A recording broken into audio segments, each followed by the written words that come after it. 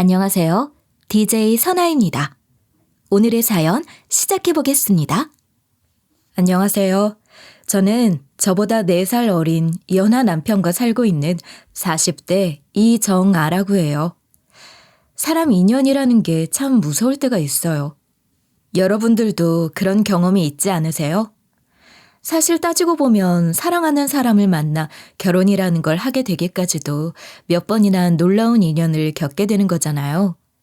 그런 운명 같은 인연 말고도 한 번쯤은 생각지도 못하게 얽힌 인연 때문에 놀라거나 당황했던 경험 같은 거 말이에요.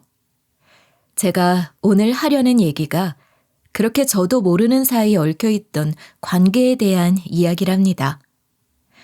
제 이야기는 4살 어린 남편을 만난 이야기로 시작할게요.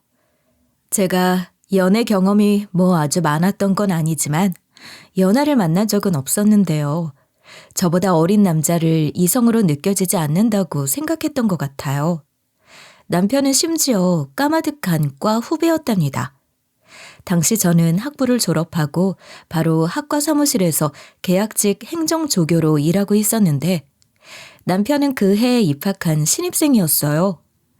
또래들 중에서도 유독 의젓했고 키도 크고 훤칠해서 눈에 띈다고 생각했는데 바로 과 대표가 되더니 복학해서는 학회장까지 했다고 하더라고요. 물론 제가 그때까지 계속 조교로 있었던 건 아니었으니까 그건 전에 들은 얘기였죠. 남편은 1학년을 마친 뒤 군대에 갔고 저는 남편이 복학하기 전에 행정조교를 그만두고 일본으로 가서 10년 넘게 살았기 때문에 그 인연이 계속 이어진 건 아니었고 한참 뒤에 다시 만나게 된 거였거든요. 전공과 아무 상관도 없는 일본에 무작정 간다고 했을 때 그런 저를 지지하는 사람이 많지는 않았어요. 어지간한 일에는 저를 믿어주시던 엄마도 걱정부터 앞서는 것 같았죠. 엄마가 우리 딸 믿지만 단순히 일본에서 그냥 한번 살아보고 싶다는 생각으로 아무런 계획 없이 무턱대고 가겠다고 하니 걱정이 되는 게 사실이지 뭐. 네가 그러니까 아빠도 생활비 지원 같은 건 일절 없다고 하시잖니. 준비를 좀 해서 적당한 학교에 들어가는 게 어때? 그래도 유학 가는 거라고 하면 아빠도 저러시진 않을 거 아니야. 엄마, 내가 그럴 거였으면 학부 졸업하고 바로 준비해서 갔겠지. 내가 왜 행정조교 지원했는데. 내가 벌어서 일본 갈 돈 만들려고 그랬다고요. 열심히 벌었고 또 열심히 모았으니까 이제 그 돈으로 일본 가서 집세도 내고 어학학원부터 등록할 거야. 어이구 잘났다 그래. 널 누가 말리겠니? 아무리 그래도 물가도 비싼 도쿄에서 살면 모아놓은 돈이 얼마나 헤프게 나갈 줄 알고 겁도 없이. 걱정하지 마 엄마. 거기도 사람 사는 곳인데 조금 적응되면 아르바이트도 하고 그럴 거야. 엄마 딸 믿는다면서 그냥 응원해줘요. 그렇게 혼자 도쿄에 가서 살아보기를 시작했어요. 엄마 말처럼 모아놓은 돈이 언제 떨어질지 모르니 아르바이트도 시작했죠. 처음엔 일어가 서툴렀으니까 한국인이 운영하는 야끼니쿠집 같은 데서 불판 닦는 일부터 했어요. 사실 한국에서는 그런 아르바이트를 해본 적이 한 번도 없었거든요. 뜨거운 불판을 잘못 만져서 물집도 여러 번 잡히고 어깨며 팔에 파스를 덕지덕지 붙일 정도로 열심히 했던 것 같아요. 그렇게 일도 하면서 공부를 하다 보니 통역 아르바이트 같은 것도 하게 되고 그렇게 되더라고요. 그러다가 일본 내 포털 사이트에서 한국 관련 콘텐츠를 담당하는 부서의 지원에 합격했답니다. 그때 정말 얼마나 좋았는지 몰라요. 엄마도 그제야 마음이 놓인다고 안심하셨고 말이에요. 우리 딸 취직한 거 축하해. 아빠도 저녁 내내 전화기 붙들고 여기저기 자랑하시더라. 언제부터 출근하는 거야? 서울에 한번 다녀가면 좋을 텐데 그럴 시간은 없어? 바로 출근해야지. 엄마, 우리 회사 사무실이 어디에 있는지 알아? 로pongi 힐즈 빌딩에 있다니까? 엄마 기억나죠? 지난번에 왔을 때 나랑 같이 갔었던 전망대 있던 곳 말이야. 엄마가 거기서 보이는 도쿄타워가 너무 예쁘다 그래서 한참 있다가 내려왔었잖아. 그래, 알지. 기억하고 말고. 거기 커다란 거미 조형물도 있잖아. 작품 이름이 마망이라고 엄마라는 뜻이라면서 그 앞에서 너랑 나랑 둘이 사진도 찍고 그랬던 거기 맞지? 아휴, 그 큰 빌딩에서 근무하는구나. 아빠한테도 얘기해야지. 예, 그럼 네 아빠 전화 한 바퀴 다시 돌릴지도 몰라. 엄마 아빠가 자랑스러워 하시는 것 이상으로 저 스스로도 제가 무척이나 자랑스러웠어요. 아침마다 로폰기 hills 빌딩 에스컬레이터를 올라가는 출근길이 얼마나 행복했는지 모른답니다. 그 어떤 누군가의 도움도 받지 않고 제 혼자 힘으로 이룬 것들이라 모든 것들이 정말 소중했던 것 같아요. 회사에 다니는 동안에도 누구보다 열심히 일했어요. 당연한 얘기죠. 그런데 그 행복했던 시간이 계속되진 못했어요. 다른 포털 사이트들이 여러 생겨나고 콘텐츠 경쟁 속에서 계속 밀리더니 제가 다니는 회사의 경영이 어려워지게 된 거죠. 상황이 안 좋아지니 부서가 축소되고 대규모 인원 감축도 있었어요. 저는 그때 회사를 나와야 했답니다. 너무 행복하게 회사를 다녔었던 탓인지 상실감도 몇 배로 컸던 것 같아요. 도쿄에 계속 남아있었으면 또 다른 일자리를 찾았겠지만 저는 그 일을 계기로 귀국을 결심하게 됐어요. 살 만큼 살아봤다는 생각도 들었거든요. 야, 이정아, 기집애야. 정말 아예 들어온 거야? 난 너 거기서 평생 살 줄 알았어. 이러다가 또 금방 마음 바뀌어서 다시 돌아간다 그럴 것 같단 말이야. 얼른 날 잡자. 언제 만날래? 아니야, 정말 들어온 거야. 다 정리하고 들어왔다니까. 미련 없어. 10년 살아본 걸로 충분해. 그러니까 걱정 마셔. 그렇지 않아도 다들 얼굴 보자고 난리야. 목소리 들으니까 빨리 보고 싶다 얘. 시간 맞춰보자. 어머 맞다. 예. 그러고 보니까 총 동문회 날짜가 얼마 안 남았어. 선후배들 다 모이는 큰 모임이니까 일단 거기서 보자. 그리고 우리끼리는 다시 날 잡으면 되지 뭐. 안 그래? 넌 동문회도 10년 만이지? 반가운 얼굴들 많을 거야. 재밌겠다. 그래 잘 됐네. 그럼 우선 그날 거기서 만나지 뭐.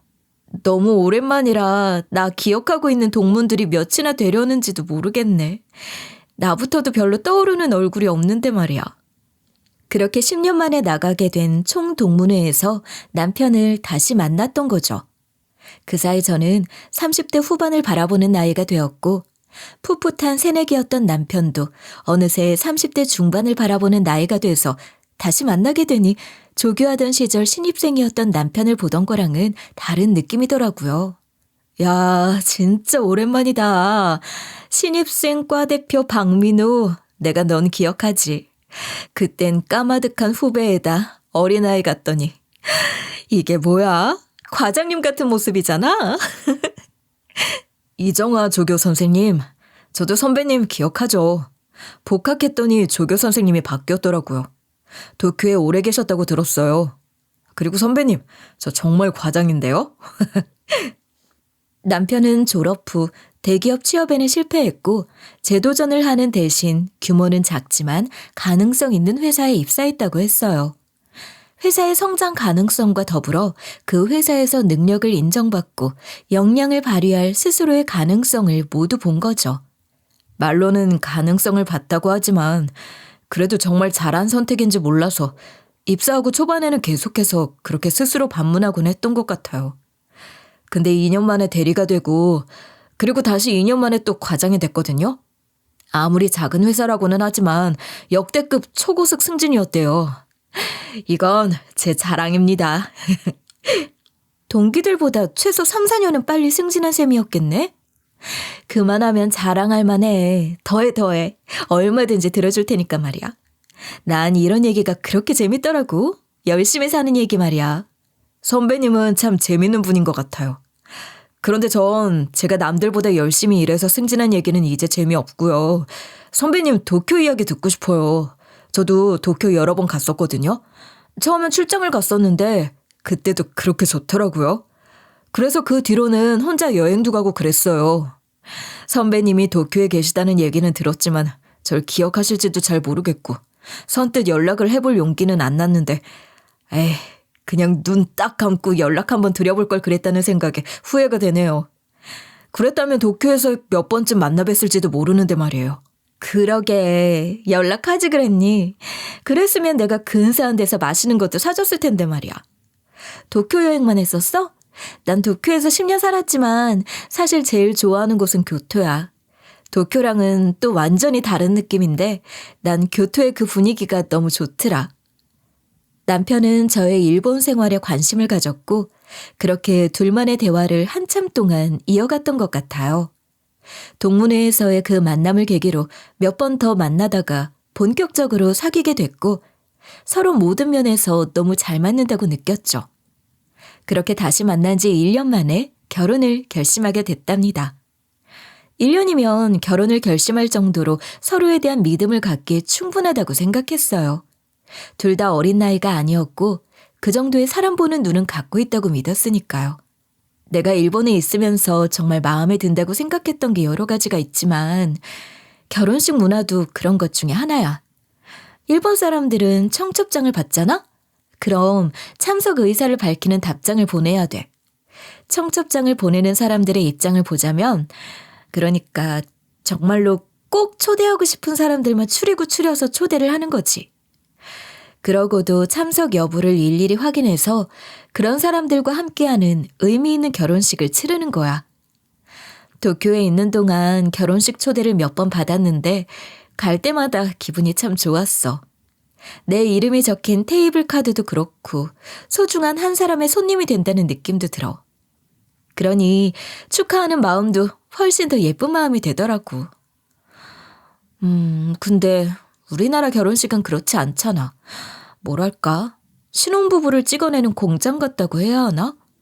신랑, 신부, 가족, 친지, 친구들 할 것 없이 그냥 다 똑같더라. 개성이라고는 찾아볼 수가 없어. 그런 결혼식에 하객으로 가는 것도 별론데 내가 그런 결혼식의 주인공이 되는 건 정말 싫어. 너만 좋다면 진짜 소중한 사람들만 초대해서 의미 있는 시간으로 보내고 싶어. 좋아. 너무 좋은 생각이야. 자기 말이 맞아. 우리한테 의미 있는 날인데 정말 좋은 마음으로 축하해 줄 수 있는 사람들만 초대해서 소중한 시간으로 만들자. 결혼식에 대한 제 생각을 남편도 좋은 마음으로 공감했고 그렇게 저희는 양가 부모님께도 잘 말씀드려 작은 결혼식에 대한 승낙을 받았어요. 남편은 결혼식에 직장 동료들도 거의 초대하지 않았고 저 또한 정말 가까운 사람들만 초대했었죠. 그렇게 결혼식을 치른 게 2년 전이네요. 얼마 전이 결혼 2주년 기념일이었거든요. 남편과의 결혼 생활은 모든 면에서 안정적이고 편안하답니다. 아이는 아직 없는데 제 나이가 적은 나이는 아니지만 그렇다고 조급해하지는 않아요. 때가 되면 자연스럽게 찾아올 거라 믿고 기다리고 있어요. 제가 조금 마음에 걸리는 게 있다면 그건 남편의 승진 문제였죠. 저도 참 제가 그런 걱정을 하게 될 줄 몰랐는데 그렇게 되더라고요. 제가 남편을 다시 만났을 때 그때 남편이 막 과장 3년 차에 접어든다고 했으니 남편이 과장이 된 지도 만 5년을 넘어 6년 차가 된 거죠.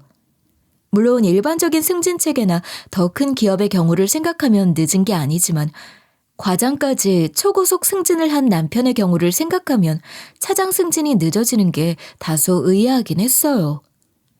저는 한국에 돌아와서는 취직을 하지는 않았고 간간히 마음에 드는 번역이나 통역 일이 생기면 하고 있었어요. 그러다가 얼마 전에 제가 일본에 있을 때부터 무척이나 좋아했던 작가의 데뷔작 번역 작업을 시작하게 됐답니다. 아직 우리나라에 소개되지 않은 작가인데 작품이 너무 좋아서 아무런 연고도 없는 출판사에 번역 제안서를 메일로 보내봤는데 제 제안서가 인상적이었다며 연락이 온 거예요. 그래서 바로 작가에게 연락을 했고 판권 계약과 더불어 저의 번역 계약까지 일사천리로 진행이 된 거죠. 오랜만에 너무 기쁘고 성취감 있는 일이었기 때문에 즐겁게 번역 작업을 진행하고 있었어요. 그러다 제가 너무 제 일에만 몰두해서 지낸 것 같은 미안한 마음도 들고 번역 작업도 브레이크가 필요하니 남편과 주말 데이트를 하려고 했었죠. 내가 요즘 너무 내 일만 했지. 미안해. 항상 이해해줘서 고맙고 미안한 마음 담아서 내가 주말에 풀코스로 쏠게. 가까운 곳으로 바람 쐬러 가자. 호텔이든 펜션이든 자기가 좋은 곳으로 예약해서 다녀오면 어때? 맛있는 것도 먹고 기분 좀 내자고. 말만 들어도 좋다. 근데 어떡하지? 나 주말에도 회사 일이 있어서 자기 마음만 받아야 할 것 같아. 그래? 출근해야 돼? 그럼 일하고 나와. 난 회사 근처에서 책 보고 있을게. 멀리 못 가면 어때? 저녁이라도 근사한 거 먹자, 그게 말이야. 자기한테는 자세하게 얘기 안 하고 싶었는데 사실은 주말에 회사 대표가 이사를 하거든? 그래서 회사 직원들이 돕기로 해서 가는 거야. 자기는 이런 거 이해하기 힘들 텐데 직원들 여럿이 모여서 같이 가기로 한 거라 혼자 안 가기도 그렇고 말이야. 이사라는 게 몇 시에 끝날지도 모르고 옷도 편한 옷 아무렇게나 입고 가서 다 더럽혀질 텐데 그런 차림으로 근사한 데이트하기는 힘들 거야. 데이트는 다른 날 하자. 그런 거였어? 괜찮아. 일이라는데 뭐. 알았어. 나한테 미안해하지 말고 잘 다녀와. 애초에 내가 자기한테 미안해서 데이트 신청한 건데 뭐. 더 좋은 날, 더 좋은 데 가자. 그럼 되지. 솔직히 요즘에도 그런 걸 다 시키는 대표가 있나 싶었지만 일부러 그런 말은 하지 않았어요. 어쩌겠어요. 직원들 모여서 다 같이 가는 거라는데 남편 혼자 안 가서 찍히기라도 하면 안 되잖아요. 주말이 돼서 이사하는 대표 집에 일 도와주러 가는 남편을 보내놓고 가만히 생각을 해보니 회사 대표가 자기네 집 이사한다고 직원들을 동원할 정도의 꼰대라면 분명 직원들 승진 같은 것도 능력보다는 다른 부분들을 보는 사람일지도 모르겠다는 생각이 들더라고요. 저는 남편 회사 사람들을 따로 만난 적도 없고 명절이나 그런 날 상사들에게 인사를 챙기는 것 같은 것도 한 적이 없었죠. 남편도 평소 회사에 관련된 얘기를 많이 하지는 않았고 상사에게 잘 보여야 하는 것과 비슷한 얘기는 꺼낸 적도 없었어요. 언젠가 승진해서 자꾸 미끄러지는 것을 두고 제가 누구 윗사람한테 찍힌 거라도 있냐고 농담처럼 얘기한 적이 있었는데 남편은 그때도 별말 없이 가벼운 농담으로 받아 넘기더라고요. 근데 남편이 별 얘기를 안 해도 제가 알아서 챙겼어야 했던 건가 싶은 생각이 그제야 드는 거예요. 일본에서 오래 살았기 때문에 한국 회사 분위기에 대해서 제가 너무 모르고 있는 건가 싶기도 해서 회사 생활을 하고 있는 친한 친구에게 전화를 걸어서 좀 물어보기로 했죠. 내가 뭘 몰라도 한참 몰랐던 건지 헷갈려서 말이야. 네 생각엔 어떤 거 같아? 내가 너무 태평하게 굴었나? 내 남편 잘 봐달라고 인사라도 챙기고 그랬어야 하는 건가? 아니, 괜히 그랬다가 요즘에 어떤 세상인데 그러느냐는 소리를 듣는 역효과가 생기면 어쩌나. 그런 생각도 안 한 건 아니거든. 뭐가 맞는 거니? 그게 참 예민하고 조심스러운 문제긴 하지. 회사마다 또 사람마다 분위기가 다르니까 더 어려운 거기도 하고 말이야. 근데 너무 어렵게 생각하지 마. 잘 보여서 나쁠 건 없잖아. 쉽게 생각해. 골치 아픈 일이 얼마나 많은데. 쉽게 갈 수 있는 건 쉽게 가는 거야. 회사 대표가 지네 집 이사하는데 직원들을 동원할 정도면 내가 나서서 인사도 챙기고 그러는 게 내조에 도움이 될 것 같지? 그렇게 생각해도 되는 거 아니니? 뭐? 야, 그 정도면 대놓고 인사를 챙기라고 하는 거나 마찬가지지. 그래서 넌 네 남편 빈손으로 보냈어? 이사한다는 대표 집에? 뭐라도 챙겨서 보내지 그랬어. 아니다. 지금이라도 네가 이사 선물 하나 골라서 인사하러 가보는 것도 나쁘지 않아. 난 그렇게 본다. 그런가? 그럴까? 근데 이사한다는 집 아파트 이름밖에 모르는데 어떻게 가? 정확한 주소를 몰라. 넌 똑똑한 애가 이럴 때 보면 잔머리 쓸 줄 전혀 모른다니까. 일단 가서 사다리차가 아직 있을래나? 아무튼 사다리차 있으면 그 집으로 찾아가면 되고 사다리차 작업 끝났으면 관리실에 가서 문의해봐. 그 정도는 알려줄 거야. 알았지? 친구의 얘기에 용기를 얻어서 대충 일하기 편한 옷으로 챙겨 입고 이사 선물도 사들고 남편의 회사 대표가 이사한다는 아파트를 찾아갔단 말이죠. 남편한테 간다고 미리 알릴까도 했지만 남편 성격상 분명 오지 말라고 말릴 게 뻔하기 때문에 일부러 말 안 하고 갔어요. 갔더니 다행히 그 단지 안에 사다리차가 놓인 집이 딱 한 집 보이더라고요. 짐 올리는 게 거의 마무리가 됐는지 곧 철수할 분위기였어요. 그래서 일단 올라가 보고 아니면 다시 관리실에 물어보자는 생각으로 그 집을 찾아 올라갔어요. 물건 옮기는 게 거의 마무리가 됐는지 현관문도 닫혀있길래 현관 벨을 눌렀죠. 현관문을 열어준 건 다름 아닌 제 남편이었는데 어지간히 놀란 얼굴로 나오더라고요. 당신이 여긴 어떻게, 대체 어떻게 알고 찾아온 거야? 나한테 말도 없이 여기까지 뭐하러 왔어? 인터폰 화면 보고 얼마나 놀랐는지 알아? 예상보다 훨씬 난감해하는 남편의 표정을 살피면서 역시 괜히 온 건가 싶은 마음도 들었죠. 제 딴에는 뭐라도 도움이 되고 싶어서 엄청난 용기를 내 찾아간 건데 말이에요. 저도 남편만큼이나 난감해하고 있었는데 그때 남편의 뒤로 남편을 찾으러 비아냥거리는 목소리가 따라 나오는 거예요. 어이, 박 과장, 무슨 현관문 하나 열러나가서는 뭐하느라 이렇게 오래 걸려? 뭔데 그래? 얼른 물건이나 받아서 들어올 것이지. 뭘 이렇게 꾸물거리는 거야? 주방 정리도 하다 말고 말이야. 빨리빨리 좀 해. 식기들 올려준 게 언젠데 아직까지 그대로네, 그대로야. 군뱅이도 아니고 정말. 하나를 보면 열을 알지. 이깟 것도 하나 제대로 정리 못하는데 회사 일인들 잘할 리가 있단 말이야. 회사도 그만 다니고 싶지? 회사 잘리고 싶어? 여보, 박 과장, 이참에 확 잘라버릴까? 그 비아냥거리는 목소리의 주인공은 다름 아닌 회사 대표였는데 제가 생각했던 꼰대 영감이 아니라 남편 또래의 젊은 남자였어요. 회사 대표가 그렇게 젊은 사람이라는 것도 전혀 몰랐고, 아니 그보다 지금 내 남편이 저 대표라는 새끼한테 당하고 있는 것은 엄청난 폭력이지 않은가 말이죠. 저는 너무 충격을 받아서 그 자리에서 굳어버린 듯 얼어버린 듯 아무 생각도 할 수가 없었고 아무 말도 할 수가 없는 상태가 되어버렸던 것 같아요. 그제야 제 앞에 선 남편의 모습이 제 눈에 들어왔는데 남편은 레이스가 가득한 앞치마까지 두르고 있더라고요. 그 모습을 보는데 눈물이 왈칵 쏟아질 것 같아서 그거 참느라고 힘들었어요. 그런데 이번에는 주방에서 여자 목소리가 들리는데 그 목소리도 대표 목소리만큼이나 재수가 없더군요. 이참에 확 잘라? 자기도 참. 자기가 대표인데 그까짓 거 자기 맘 아니야? 누가 뭘 할 건데. 아무도 뭐라고 못하지 뭐. 확 잘라버려요. 근데 대체 누가 온 거야? 박 과장, 누구야? 누가 왔어? 올 사람이 없는데. 물건도 더 올 게 없고 말이야. 주방에서 들리는 그 재수없는 목소리의 주인은 방금 제 남편을 함부로 대하던 대표의 부인이었죠. 그 여자는 제가 대표 부인이면 부인이지. 어이없게 제 남편에게도 스스럼 없이 너무나도 자연스럽게 반말을 하면서 함부로 대하더라고요. 그러면서 주방에서 거실로 나오던 그 여자가 저를 보더니 소스라치게 놀라면서 허리를 90도로 꺾고 인사를 하는 게 아니겠어요? 아니, 어머, 선배님, 여긴 어떻게... 아니 대체 뭐가 어떻게 된 일인지. 일단 좀 들어오세요. 아직 짐 정리가 제대로 안 돼서 집이 너무 어지럽죠. 그 여자는 어쩔 줄 몰라 하면서 저를 집 안으로 안내하는데 저는 처음엔 누군지도 알아보지도 못했다니까요.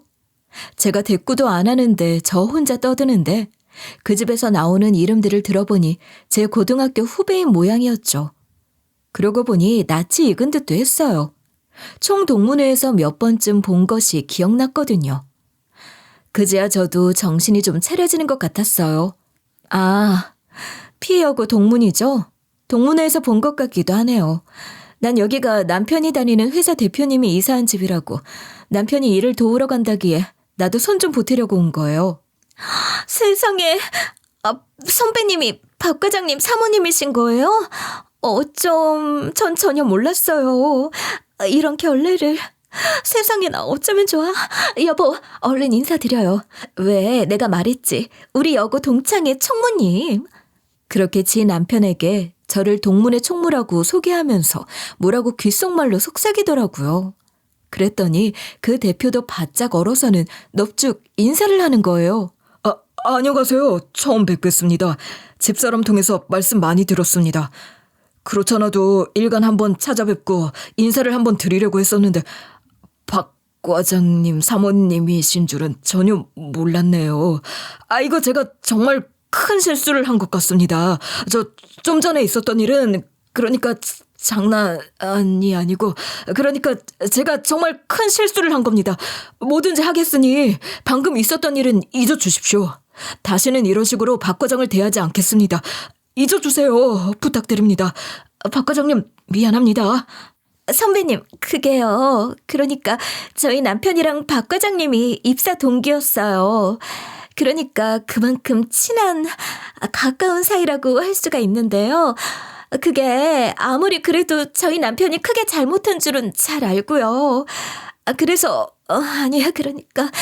저기, 우선 이리 좀 앉으셔서, 먼지가 좀 많긴 한데, 아니면 저랑 차라도 한잔 하실까요? 바로 앞에 커피가 진짜 맛있는 카페가 있어요. 선배님, 커피 좋아하시잖아요. 아니, 무슨 카페를 간다고 그래. 제가 무릎이라도 꿇고 사과드립니다. 이 자리에서 저한테 하시고 싶은 대로 다 하시고요. 원하는 게 있으면 다 말씀하세요. 제가 잘못한 걸 용서받을 수만 있다면 못할 일이 없습니다. 박 과장님, 그리고 사모님, 정말 죄송합니다. 살려주십시오. 어이가 없더라고요.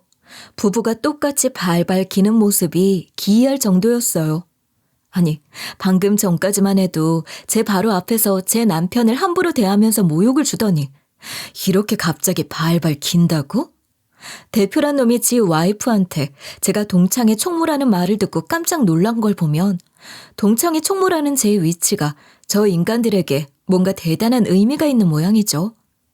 제가 동창회 총무라는 걸 듣고 왜 제게 그토록 벌벌 떠는지는 모르겠지만 그게 그 둘의 약점인 것만은 분명했어요. 무슨 일이 어떻게 꼬여 있는 건진 모르겠지만 일단은 다 알고 있는 것처럼 센 척을 했어요. 뭔지는 몰라도 그런 식으로 그것들을 협박할 수 있다는 건 알 수 있었고 그 정도 두려움은 느끼게 해주고 싶었거든요. 살려달라. 살려달라는 말을 참 쉽게도 하시네요. 생사 여탈권을 제가 갖고 있는 건데 그게 그렇게 쉽게 휘두를 수 있는 건 아니죠. 그렇지 않나요? 살려줄지 말지는 천천히 생각해 볼게요. 다른 건 다 모르겠고 내 눈앞에서 내 남편을 이런 식으로 대하는 사람들을 내가 왜 살려줘야 하는지 과연 그럴 만한 이유가 있을까 싶지만 말이에요.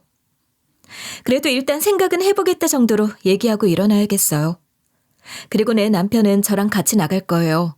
그런 모습까지 봤는데 그냥 여기 있게 할 수는 없죠. 여기 더 있다가는 내 입에서 무슨 소리가 나갈지 모르겠어요. 지금도 계속해서 화가 더 치밀어 오르는 것 같거든요. 아니, 어떻게 사람을 그런 식으로 대하죠? 회사 대표라는 게 무슨 절대 권력 같은 건 줄 알아요? 왕들도 그렇게는 안 했어요. 못했다고요. 도대체 어떻게 된 사람들이죠? 정말이지 이해할 수가 없네요. 저는 그렇게 큰 소리를 치고 남편과 함께 그 집에서 나왔습니다. 남편은 현관에 서 있는 제 얼굴을 인터폰 화면으로 마주한 순간 제게 모든 것을 얘기할 수밖에 없는 상황에 직면했음을 알았다며 담담하게 얘기를 시작했어요. 자기도 아까 잠깐 들었겠지만 지금 회사 대표랑 난 입사 동기였어. 그 친구는 원래 대표님이셨던 분의 오촌 조카인데 회사를 맡아 대표가 된 건 1년 반 정도밖에 안 됐어. 대표님 친인척이니 입사할 때부터 그걸 떠벌리고 다녔어. 동기들뿐만 아니고 선배 상사들도 그런 그 친구를 어려워했고 우리와는 다른 사람이라고 여겨서 조심하고 그랬지. 뭐 대단한 기업은 아니어도 어쨌거나 오너 일가니까 말이야.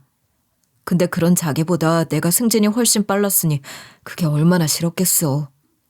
내가 하는 일에는 사사건건 시비를 걸고 걸핏하면 나를 모함하려 들고 그러긴 했어. 그래도 그런 일에 감정 휩쓸리지 않고 내 할 일만 열심히 하면 된다고 생각했으니까 그다지 신경도 쓰지 않았어. 근데 원래 대표님이 다른 회사를 인수하면서 그 회사에 더 치중하길 원했고 그러면서 이 회사는 오촌 조카인 그 친구에게 맡기게 된 거야. 아니, 아무리 친인척이어도 그렇지 혈연 관계가 그렇게 중요해?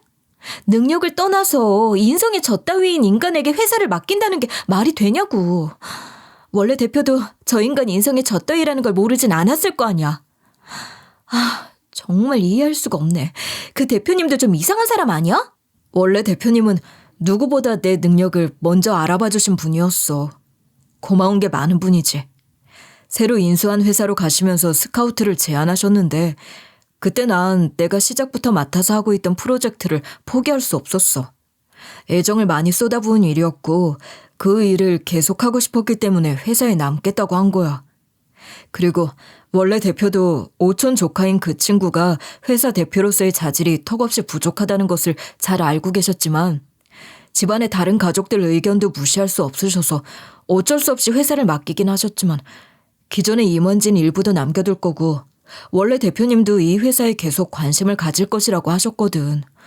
그래서 누가 회사 대표가 되든지 그런 건 별로 중요하지 않다고 생각했어. 그게 어디 마음대로 되는 거냔 말이야. 모르긴 해도 새로 인수한 회사 일에 매진하느라 정신이 없으셨겠지. 뭐 그래, 이제야 다 알겠어. 자기가 자세하게 말 안 해도 알아. 뻔한 거 아니야.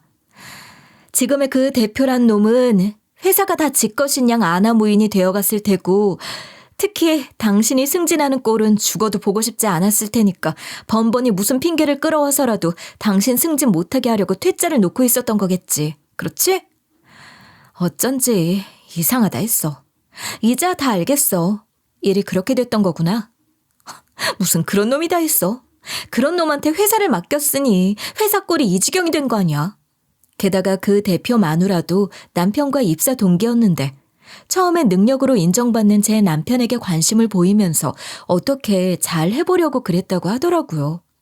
그런데 제 남편이 별 관심을 보이지 않으니까 당시 대표와 혈연관계에 있다고 제 입으로 떠벌리고 다니는 지금의 대표를 그 다음 목표로 변경하더니 바로 사내 커플이 되고 결혼도 했다는 거 있죠? 그놈이 회사 대표가 되니까 그 마누라는 바로 퇴사하고 집에 들어앉았는데 부부가 똑같이 제 남편에게 앙심을 품고 못 잡아먹어서 안달이 나 있었으니 이런 일들이 그간 대체 몇 번이나 있었겠느냐 말이에요. 그걸 생각하느라 정말 참을 수 없이 분하고 화가 났어요. 남편의 얘기를 들으면서 왜 진작 그런 걸 제게 말하지 않았냐고 남편에게 묻긴 했지만 제가 아는 제 남편은 그런 얘기를 시시콜콜 제게 일러바칠 사람이 아니랍니다. 네, 제 남편은 그런 사람이니까요. 내 자식 같은 그 프로젝트를 성공시키고 싶다는 그 생각 하나로 버티고는 있었는데 나도 이제는 정말 한계에 다다른 상황이었어. 아까 대표집 현관문 앞에 서 있는 당신을 본 순간 당신한테 모든 걸 다 얘기하고 회사를 그만둬야겠다는 생각을 했어. 대표 부인이 당신과 동문으로 엮여 있는 줄은 전혀 몰랐던 일이었지만 말이야. 그래, 잘 생각했어. 당장 그만둬버려. 그깟 회사 미련 가질 것도 없어. 당신이 회사를 그만두는 거랑 별개로 그것들은 가만두면 안 될 것 같아. 도대체 내가 동창회 총무라는 게 그것들한테 무슨 의미가 있는 건지 일단 그것부터 좀 알아봐야겠어. 내가 다 알아버린 이상 할 수 있는 것들을 다 동원해서 그것들 벌받게 할 거야. 그리고 동창회 인맥을 동원해서 그 대표란 인간 마누라라는 후배년에 대해서 알아보기 시작했어요. 저보다 6년 후배인 그년이 제게 그렇게 발발 긴 이유는 저와 동문회장 언니와의 친분 때문이었어요. 1살 차이인 동문회장 언니와 저는 초, 중, 고를 모두 같이 다닌 동문이고 엄마들끼리도 잘 알고 지내는 사이로 어렸을 때부터 상당히 가까운 사이였답니다. 특히 그 언니 동생이 일본에서 2년간 공부를 했었는데 그때 이미 회사를 다니고 있었던 제가 언니의 동생을 좀 잘 챙겨줬었거든요. 그리고 그 언니도 동생이 있는 동안 일본에 자주 다녀가면서 원래 친했던 저희 사이는 더욱 돈독해졌어요. 거의 가족 같은 사이라고 할 수 있을 정도로 말이에요. 동문회장 언니는 나이 차이가 많이 나는 형부와 결혼했는데 결혼할 당시만 해도 형부는 그저 평범한 회사원이었어요. 그런데 형부가 부동산 투자로 대박이 나서 지금은 상당한 자산가로 부동산 외에 기업 투자도 하고 있었거든요. 남편 회사 대표 마누라가 그걸 알고는 언니한테 잘 보여서 지 남편 회사에 투자를 받으려고 공을 들이고 있었던 거였더라고요. 들어보니까 당신 회사 재정 상태가 말이 아닌 것 같더라. 심각한 것 같던데 회사에서는 전혀 그런 걸 모르는 거야? 상황이 그쯤 되면 회사 안에서도 이미 말이 돌 만큼 돌고 그러는 거 아니야? 내가 그런 쪽으로는 워낙 관심이 없으니 귀를 닫고 있기도 했고 사람들도 내가 그렇다는 걸 아니까 굳이 나한테 찾아와서 일부러 그런 얘기를 하지는 않았던 것 같은데 당신 말대로 이미 직원들도 알 만큼은 아는 것 같더라. 투자를 제때 받지 못하면 회사가 넘어가는 게 당연한 상황이라고 하더라고. 근데도 그 친구는 집안 어르신들 도움을 받으면 금방 해결된다고 여유롭게 생각했던 모양이야. 크게 착각하고 있었던 거지. 이미 원래 대표님도 그런 상황을 인지하고 계시고 그 친구가 믿고 있는 집안 어르신이라는 분들도 멀쩡하게 잘 굴러가는 건실했던 회사를 이 지경으로 말아먹을 수 있냐고 노발대발하신대. 회사를 살리려고 집안의 도움을 받아야 하는 사태에 이른다면 대표 자리에서 쫓겨나는 건 물론이고 앞으로 어떤 자리도 약속할 수 없다고 했다더라. 그러니까 그 친구도 이제야 발등에 불 붙은 걸 안 거지.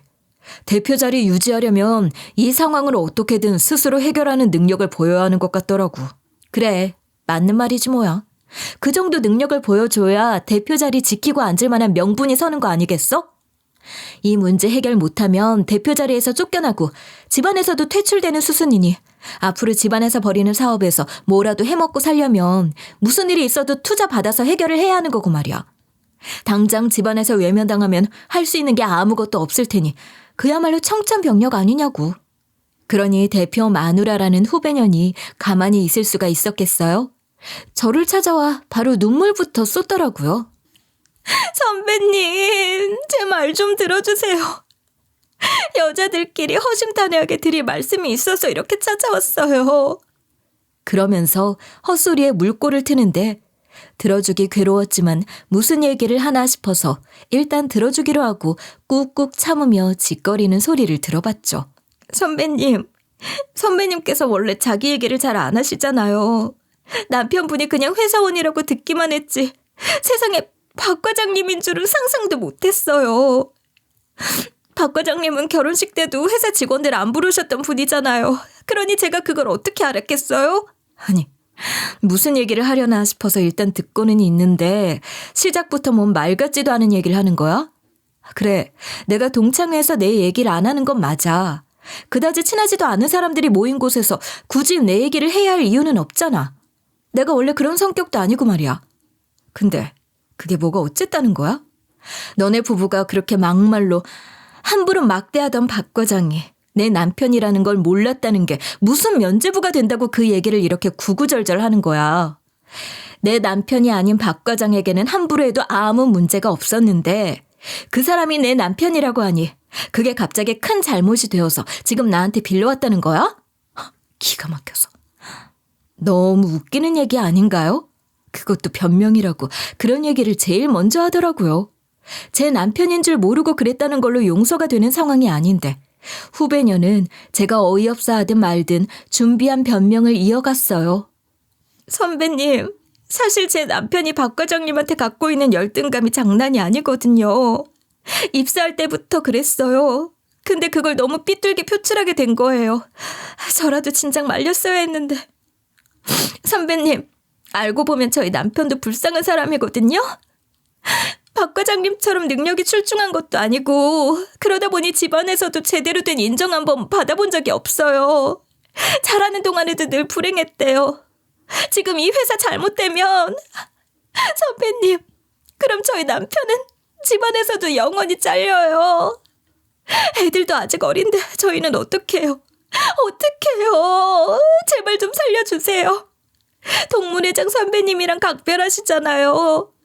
거의 가족 같은 사이라고 하던데 말씀 좀 잘해주세요. 선배님이 조금만 도와주시면 일이 어떻게든 해결이 될 것 같거든요. 제가 자리는 다 만들어 놓을게요. 동문회장 선배님이랑 그 남편분 모시고 제 남편 한 번만 만나주세요. 그렇게만 해주시면 무슨 수를 써서라도 그 자리에서 투자 받을 수 있도록 저희가 잘할게요. 네? 선배님, 제발 부탁드려요. 한 번만 도와주세요.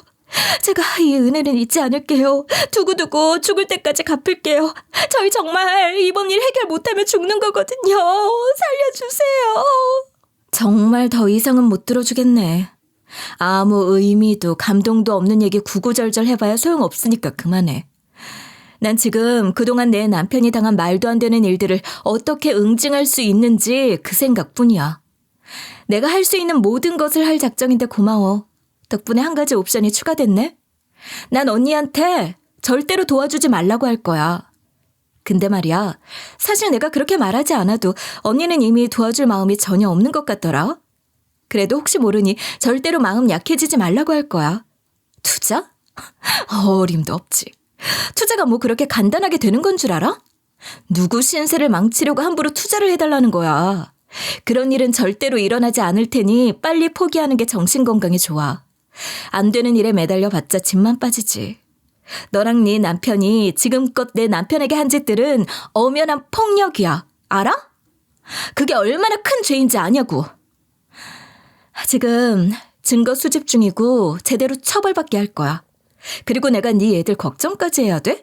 무슨 말 같지도 않은 소리야. 그래도 네가 네 애들 얘기를 꺼냈으니 한마디만 할게. 네 애들을 위해서라도 니들 같은 부모들은 벌 받고 정신 차려야 한다고 생각해. 니들한테 뭘 배우겠니? 죄를 지으면 벌을 받는다는 걸 이보다 더 확실하게 알려줄 수 있는 방법은 없잖아. 이거야말로 참교육 아니겠어? 그렇게 생각하고 반성하는 마음으로 벌 받으며 반성하길 바랄게. 저의 가차없는 팩폭에 후배녀는 지가 무슨 말을 해도 소용이 없을 거라는 걸 받아들이는 것 같았어요. 그러더니 나라 잃은 표정을 하고 돌아가더라고요. 위태로운 회사 상황은 어떤 식으로도 수습될 수 없었고 가망이 없는 상황은 임원들에 의해 원래 대표에게 전해지게 됐다고 해요. 그러니 결국 원래 대표가 다시 그 회사를 맡아 회사 살리기에 나선 거죠. 그 대표놈은 당연히 잘렸고 집안에서도 아무도 그 인간을 구제해 줄 사람이 없다고 하더라고요.